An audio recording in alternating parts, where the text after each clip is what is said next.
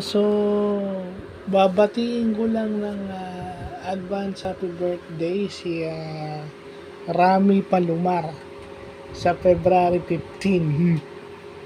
'No, kasi baka makalimutan ko pa, February 3 pa lang, February 15 pa yung birthday mo. So mauna na akong bumati kasi baka makalimutan ko pa. Well, masaya masaya akong nakikita kung anong nangyayari sa buhay mo ngayon through Facebook.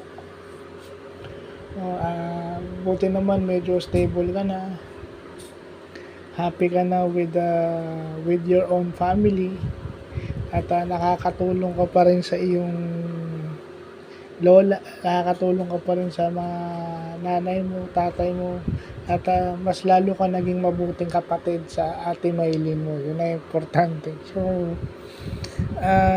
yun lang, napadaan lang para bumati. Wishing you more success in your birthday, and God bless.